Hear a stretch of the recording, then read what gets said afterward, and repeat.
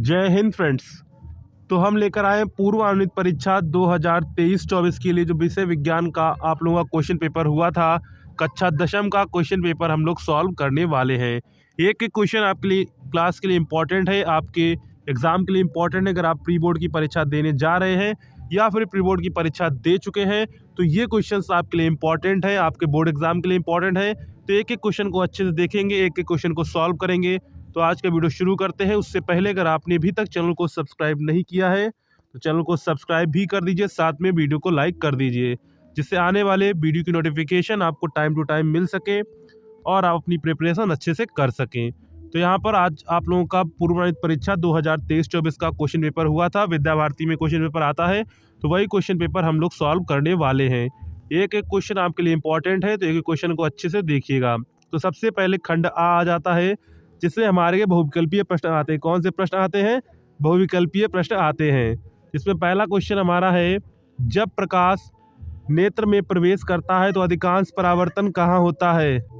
तो यहाँ पर हमको 4 ऑप्शन दिए गए हैं। क्रिस्टलीय लेंस पर क्या ऑप्शन दिया गया है? पहला ऑप्शन है हमारा क्रिस्टलीय लेंस पर, स्वच्छ मंडल कार्निया पर, परितारिका पर और पुतली पर। तो जब प्रकाश है नेत्र में प्रवेश करता है तो अधिकांश परावर्तन कहाँ होता है? अधिकांश परावर्तन कहाँ पर होता है? स्वच्छ मंडल कार्निया पर होता है। कहाँ होता है? स्वच्छ मंडल कार्निया पर होता है। इसके बाद नेक्स्ट क्वेश्चन है क्वेश्चन नंबर 2। ओम के नियम के अनुसार विभवांतर तथा धारा के बीच ग्राफ होता है। तो आपको पता होगा कि ओम के नियमानुसार क्या होता है, जो विभवांतर और धारा के बीच ग्राफ क्या होता है? एक सरल रेखा होता है। क्या होता है? एक सरल रेखा होता है। तो यहाँ आंसर क्या करेक्ट हो जाएगा? तो यहाँ पर आंसर आपका करेक्ट हो जाएगा, ऑप्शन नंबर आपका ए वाला जो है वो करेक्ट हो जाएगा। तो राइट आंसर हमारा हो जाएगा सरल रेखा। इसके बाद नेक्स्ट क्वेश्चन है, चुंबकीय क्षेत्र का मात्रक होता है। तो यहाँ पर आपको 4 ऑप्शन दिए गए थे, न्यूटन स्क्वायर प्रति ampere metre, newton into ampere square, newton प्रति एम्पियर इंटू मीटर, इनमें से कोई नहीं। तो क्या हो जाएगा? चुंबकीय क्षेत्र का मात्रक क्या होता है? न्यूटन प्रति एम्पियर इंटू मीटर। ऑप्शन आपका सी वाला करेक्ट हो जाएगा। तो आप लोग अगर करके आए होंगे तो आपका ऑप्शन यहाँ पर सी करेक्ट होगा। नेक्स्ट क्वेश्चन है, दृश्य प्रकाश का तरंग दैर्ध्य परास होता है। तो दृश्य प्रकाश का तरंग दैर्ध्य प्रकाश कितना होता है? 400 से 800 क्या होता है? 400 से 800 एंगस्ट्राम होता है। क्या होता है? 400 से 800 एंगस्ट्राम होता है। इसके बाद है, प्रकाश के लिए किस रंग का प्रकीर्णन सबसे कम होता है? तो किस रंग के लिए प्रकीर्णन सबसे कम होता है? तो वो होता है लाल रंग के लिए। किसके लिए होता है? लाल रंग के लिए होता है। और जो प्रकीर्णन सबसे ज़्यादा किसके लिए? सबसे ज़्यादा होता है बैगनी रंग के लिए। किसके लिए होता है? बैगनी रंग के लिए होता है। किसके लिए होता है? बैगनी रंग के लिए होता है। तो यहाँ पर राइट आंसर क्या हो जाएगा? रेड। यहाँ पर एक क्वेश्चन है, यहाँ पर लगता है रॉन्ग हो गया। दृश्य प्रकाश का तरंग परस कितना होता है?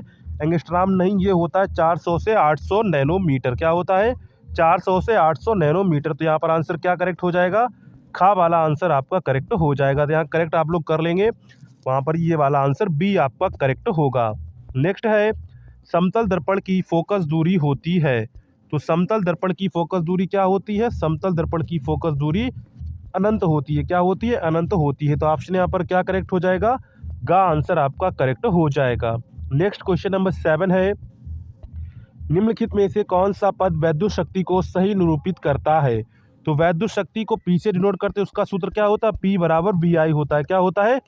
पी बराबर वी आई होता है। तो यहाँ आंसर क्या करेक्ट हो जाएगा? यहाँ आंसर आपका करेक्ट हो जाएगा वी आई वाला। क्या करेक्ट हो जाएगा?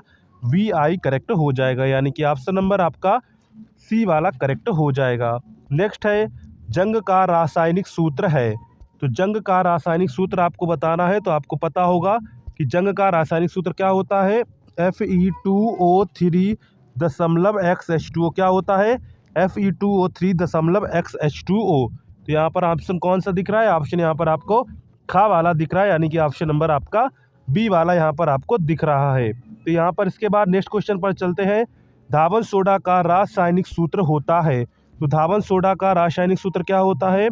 तो धावन सोडा का रासायनिक सूत्र होता है Na2CO3.10H2O। क्या होता है? Na2CO3.10H2O। तो इसके बाद नेक्स्ट क्वेश्चन नंबर 10 है, मुद्रा धातु है। तो यहाँ पर ऑप्शन आपको दिए गए थे, जिंक, एजी, मैग्नीशियम, सोडियम। तो यहाँ पर मुद्रा धातु कौन सी है? मुद्रा धातु होती है एजी और कॉपर होती है। कौन सी होती है? एजी और कॉपर होती है। तो यहाँ पर क्या हो जाएगा? यहाँ पर आंसर आपका करेक्ट हो जाएगा एजी, यानी कि जो चांदी है वो मुद्रा धातु है। इसके बाद नेक्स्ट क्वेश्चन है एल्कीन है। तो एल्कीन क्या होते हैं? एल्कीन जिसमें आपका होता है डबल बॉन्ड। क्या होता है? डबल बॉन्ड होता है। एल्काइन वो होते हैं जिसमें होता है ट्रिपल बॉन्ड। क्या होता है? Triple bond. तो यहाँ पर डबल बॉन्ड वाला देखिए ये क्या है? ये भी एल्केन है, ये भी एल्केन है, ये भी एल्केन है। क्योंकि एल्केन का जो सामान्य सूत्र क्या होता है? CnH2n+2 होता है। तो ये सारे इस नियम का पालन कर रहे हैं।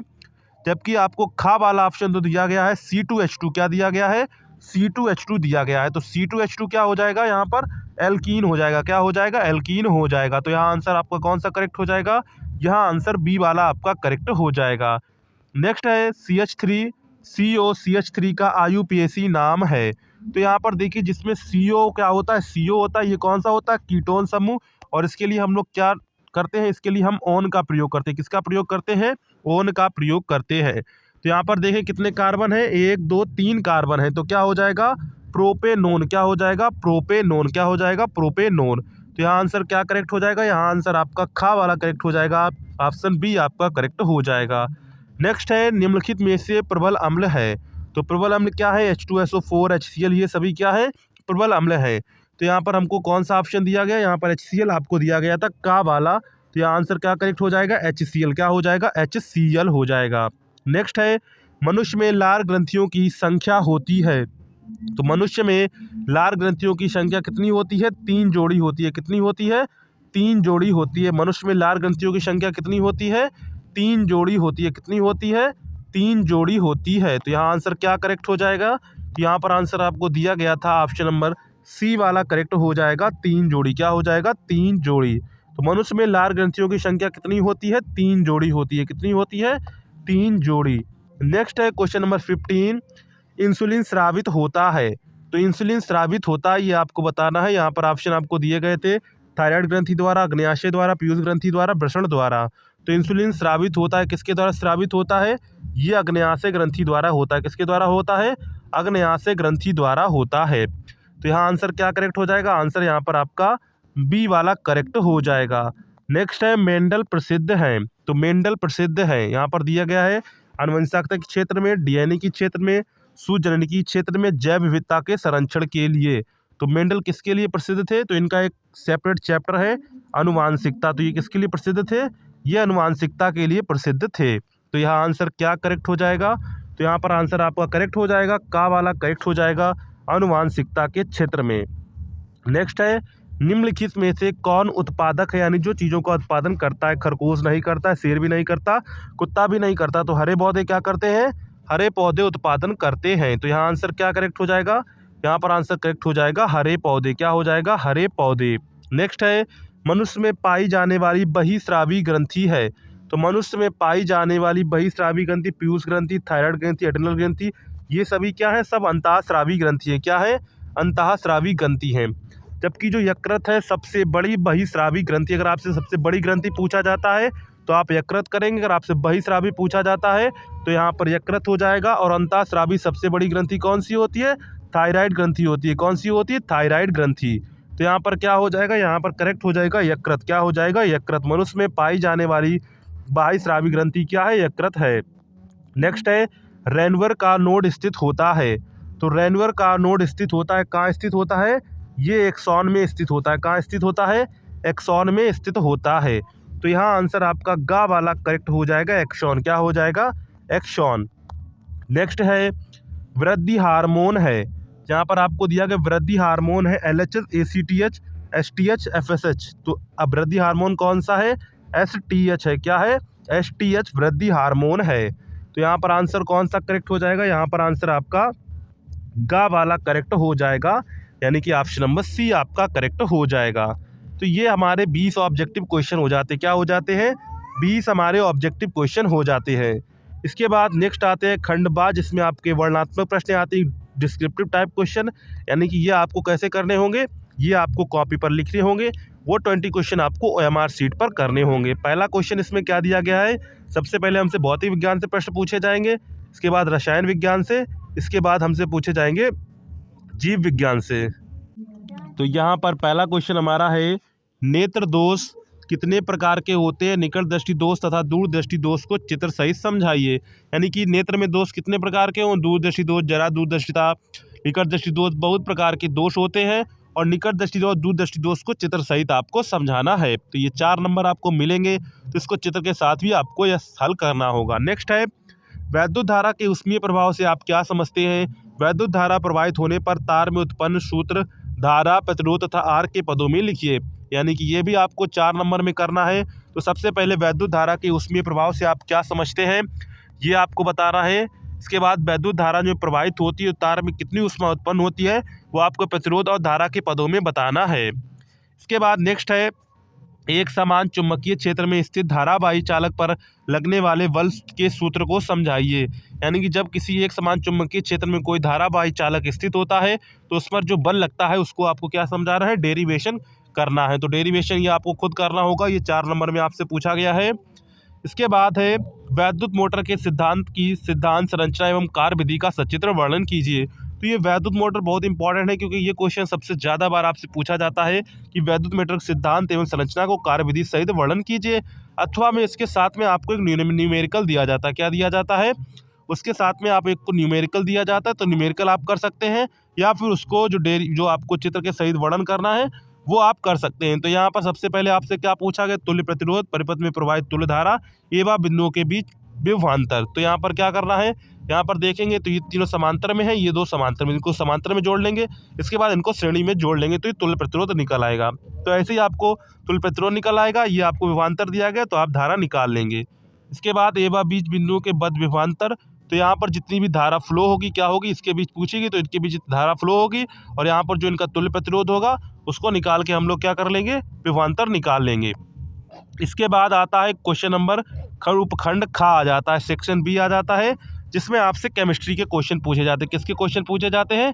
केमिस्ट्री के क्वेश्चन पूछे जाते हैं। पहला है, खनिज तथा अयस्क में अंतर लिखिए। क्या कहा गया है? खनिज तथा अयस्क में अंतर लिखिए। के बाद हमारा नेक्स्ट क्वेश्चन क्या है? हाइड्रोकार्बन किसे कहते हैं? संतृप्त तथा असंतृप्त हाइड्रोकार्बन में अंतर लिखिए। यानी कि what is hydrocarbon, right the difference between saturated and unsaturated hydrocarbon.